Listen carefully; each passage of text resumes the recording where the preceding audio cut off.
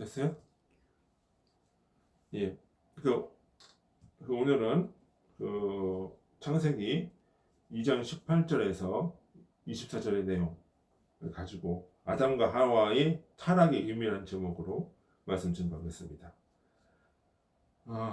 아담은 여기서 보면은 이런 얘기를 해요. 어떤 사물들에 대해서 이름을 지어줬다라고 얘기를 해요. 첫 부분에 각종 새와 짐승들과 이런 존재들에 대해서 이름을 지어줬다. 그러면 이 이름이라고 하는 것이 무엇이냐 하면 거기에는 그 의미와 본질에 대한 이해가 있었다는 거예요. 아담이. 그러면 이 사물에 대한 원리, 지혜, 지식을 아담이 가지고 있었고 그 지혜와 지식들이 이제 진리에 대한 이해로 가는 거죠. 그것을 가지고 있었단 말이죠. 그래서 그럼 아담이라고 하는 존재는 무엇이냐? 진리를 의미해요. 그러니까 성서에서 남성을 의미할 때는 진리, 지성, 이해, 진리, 지혜, 이성, 이걸 얘기할 때 남성으로 표현을 해요. 그래서 그 솔로몬의 그 잠언서에 보면은 솔로몬의 그 아가서를 보면은 솔로몬 자체는 지혜고 아가서 지혜를 사랑하는 것이 바로 무엇이다? 여성. 이것이 바로 교회. 그러니까 솔로몬과 그 술람미 여인의 관계를 뭐로 표현해요? 하나님과 그리스도의 신부 대신 교회로서 표현한단 말이에요. 이것이 바로 뭐예요? 그러니까 결국은 진리는 아담이고 이것을 드러내준 존재, 이것이 바로 무엇이다? 하와예요. 그래서 여기서 보면 뼈 중에 뼈, 살 중에 살로 표현을 하는 거예요. 그래서 뼈와 살은 육체를 의미해요. 육체. 그죠? 그래서 뼈와 살은 육체인데 이 육체가 무엇이냐라고 해서 볼 때는 자, 여러분들은 저를 볼 때 지금 동영상을 보던 어떤 그 모임 속에서 보던 뭐를 보고 있는 거예요? 정확하게 제 정신을 보고 있는 것이 아니라 뭐를 보고 있는 거예요? 제 뼈와 살의 움직임을 보고 저 사람을 인식한다. 저를 인식하고 있는 거예요. 근데 이 뼈와 살이라고 하는 존재가 뭐예요? 제가 지금 뼈와 살을 움직이면서 뭐를 하고 있어요? 속에 있는 주님의 진리를 말하고 있다. 그러면 뼈와 살, 이것은 바로 뭐예요? 진리를 드러내주는 존재, 그것이란 말이에요.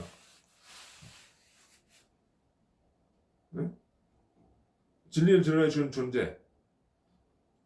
진리를 드러내주는 존재가 바로 뭐예요? 그것이 교회라고도 볼 수가 있죠. 하와, 여사.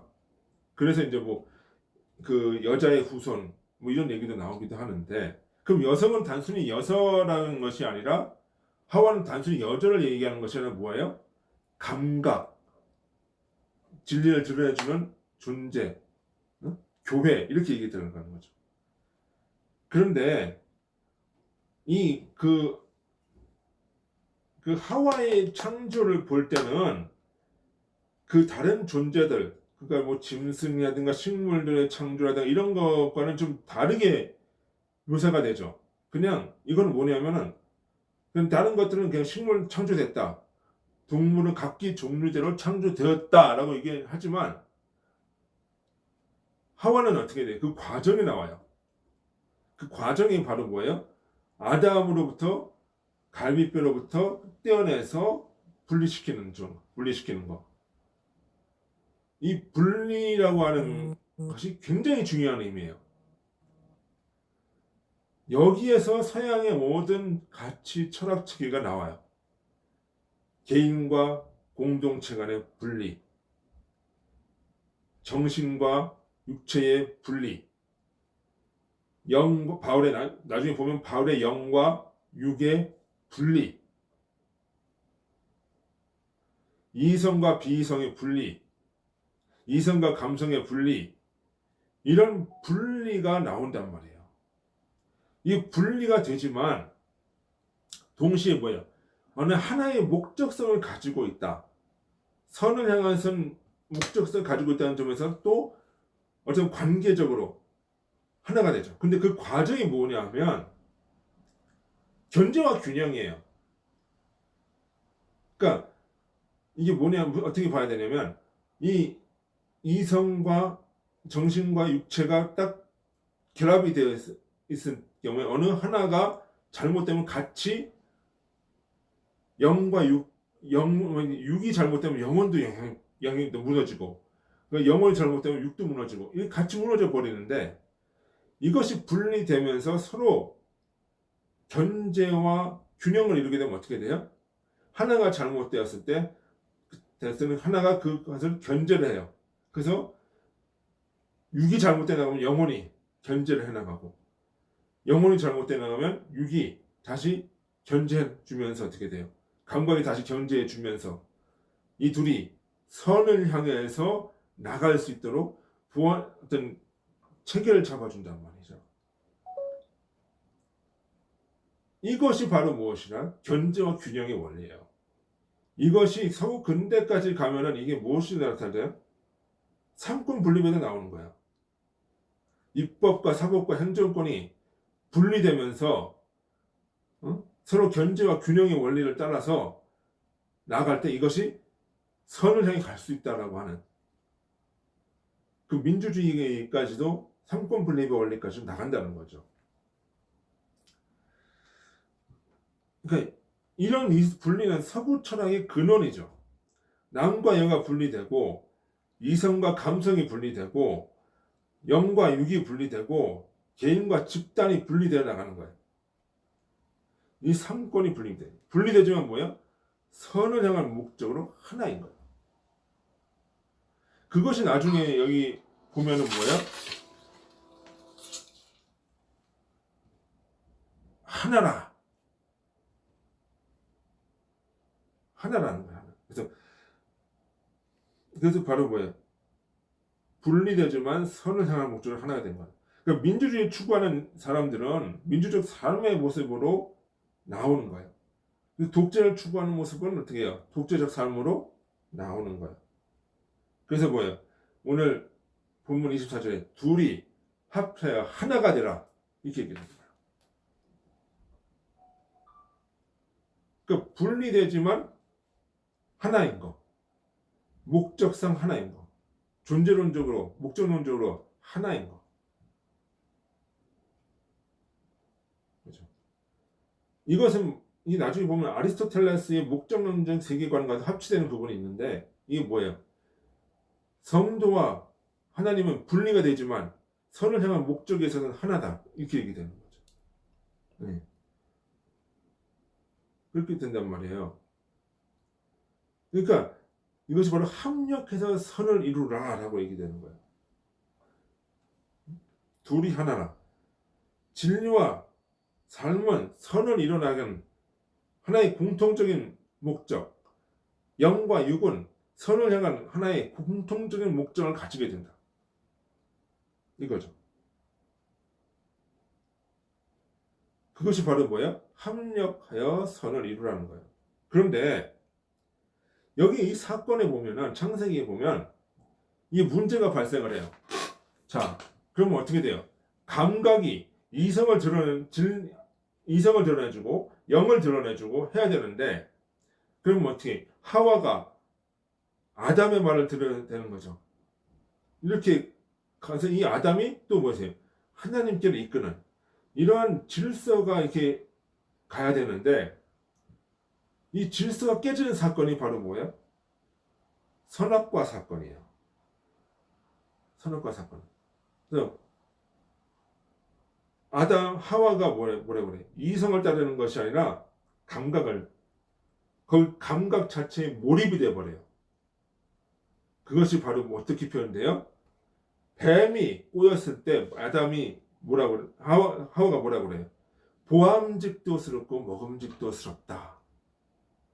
이게 그것에 몰입이 되는 거예요. 취해버리는 거예요. 탐욕에 몰입이 되는 거예요.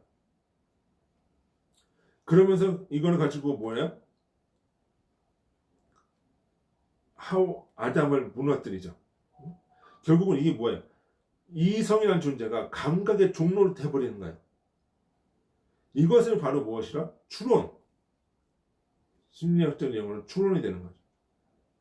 한마디로 뭐예요? 다른 말로 하면 핑계, 합리화 이런 표현들이 나오는 거예요. 이런 모습들이 나오는 거예요. 인간이라는 존재가 원래 진리를 가지고 있었기 때문에 죄를 지을 때 어떻게 해요? 그거를 합리적으로 설명을 해줘야 돼요. 그것이 뭐예요? 합리화의 과정이에요. 그러니까 히틀러라는 사람이 그 전쟁을 막 일으키고 유대인을 학살할 때도 뭐예요? 하이데거라는 사람이 그걸 합리화시켜요. 게베르스가 합리화시켜요. 그것이 바로 뭐야? 이성이 감각을 이끌어줘야 되는데 감각이 이성의 종로를 죄송합니다. 이성이 감각의 종로를 돼버린 거예요. 이 관계가 거꾸로 되어버린 거예요. 그러면서 결국은 이 과정이 또 어떻게 돼요? 이 과정이 결국 누구한테 넘어가? 사단에게 가는 거죠. 자, 그럼 이 원래의 관계가 완전히 깨져버리는 거야. 감각이 이성의 종로를 타고 진리의 종로를 타고 이 진리가 선이신 하나님께로 가야 되는데 이 이성이 감각의 종로를 타고 이 둘이 뭐예요? 마귀, 악의 종로로서 떨어지는 거예요. 이것이 바로 뭐예요? 아담과 하와의 선악과 사건이에요. 그러니까 이것이 하늘의 시각에서 보면 이것이 혼돈이죠. 원래의 가치와 질서가 다 깨져버렸으니까. 그 마귀의 시각에서는 뭐예요? 이게 질서예요. 악의 관점에서 보면. 그러니까 그래서 뭐예요? 마귀가 사람을 꼬을 때 무슨 모습을 나타난다? 광명한 천사의 모습을 나타난다. 질서 있게 보인다는 얘기예요. 그것이 진리로. 결국은 이러한 모든 것을 회복시키는 것이 바로 무엇이다? 예수 그리스도가 바로 그 진리를 보여주는 거예요. 감각을 이성의 종로로 타고 감각이 이성을 따르고 이성이 선을 이루는 거, 진리가 선을 이루는 거. 이게 뭐야? 십자가의 사건이에요. 그렇게 해서 어떻게 해요? 감각이 겟세마네 동상에서 보면 어떻게 돼요? 이 잔을 내게 돌리시옵소서. 육신적으로 보면 감각적으로 보면 살아나야 되는 거지만 진리적인 관점에서 보면 어떻게 돼요? 이 육신을 꿀려야 되는 거죠. 꿀고 어떻게 이 진리적으로 들어가면서 어떻게 돼요? 선으로 가는 거예요. 그것이 부활이에요. 그것이 신행일체 삼위고 그것이 삼위일체예요. 그러니까 결국은 이 종말이라고 하는 것은 결국은 무엇이냐? 이 영과 육의 진리가 육체가 서로 합력해서 선을 이루어나가는 거예요. 전에 있다면 어떻게 영과 육이 협력해서 같이 악으로 끌고 내려갔던 것이 이런 질서가 깨지고 어떻게 해요? 영과 육이 합력해서 선을 이끌어 나가는 이 질서로 새로 구축해 나가는 그것이 바로 뭐예요? 거듭남이라고 하는 거예요. 그 단순히 영과 육이 그러니까 이 진리와 감각이 진리와 영과 육이 같이 이끌어져 나가니까 어떻게 돼요? 합력. 내가 지혜로운 내가 가지고 진리의 지식과 내 삶이 합력을 해서 뭐를 이끌고 나가? 선을 이끌고 나가. 근데 아담과 하와는 그게 어떻게 돼요? 안 됐어요. 그래서 나중에 누가 주님이 그것을 다시 회복시키는 거예요. 오늘 아담과 하와의 사건은 단순히 남과 여자의 문제가 아니에요. 이 영적인 의미로 보면 바로 뭐예요? 진리와 그 진리를 행하는 감각과 영과 육이 합력해서 선을 이끌어 나가야 된다는 거. 그것이 할 때는 어떻게 모든 질서는 깨지고 악으로 갈 수밖에 없다는 것을 보여주는 거예요. 그럼 우리가 어떻게 해야 돼요?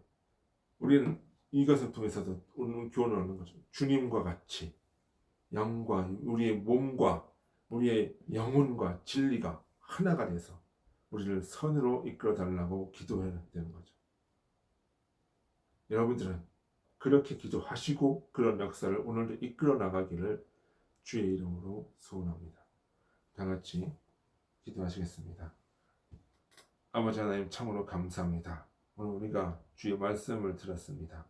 우리의 몸과 영혼이 합력해서 선을 이끌어 나갈 수 있도록 아버지 인도하여 주옵소서. 예수님의 이름으로 기도드리나이다. 아멘. 네, 찬송가 341장 찬송하시겠습니다.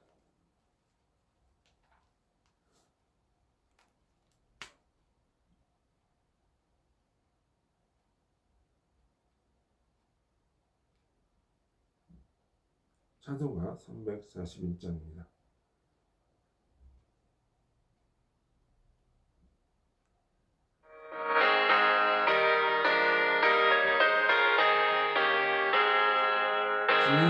십자를 내가 지고 주를 따라갑니다. 이제부터 예수로만 나의 몸에 삼겠네. 세상에서 부귀영화 모두 잃어버려도 주 예수 내가 받고 영생을 얻겠네. 주도 본욕당했으니 나도 본욕당하리. 세상 사람 간사하니 예수 진실합니다. 예수 나를 사랑하사 빛난 얼굴 보이면 원수들이 미워해도 염려할 것 없겠네.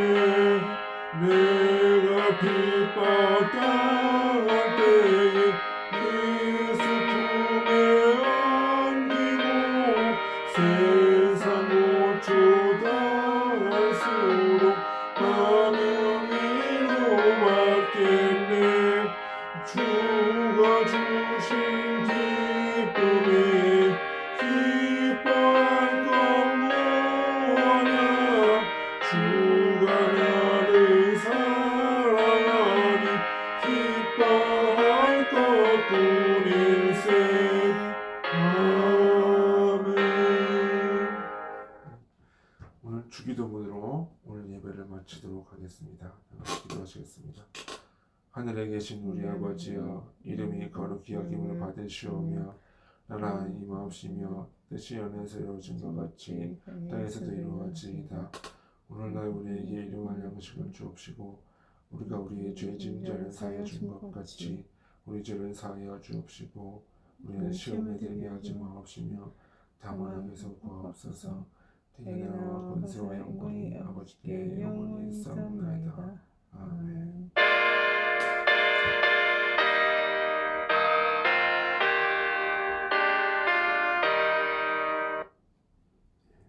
오늘 예배를 마치도록 하겠습니다. 감사합니다.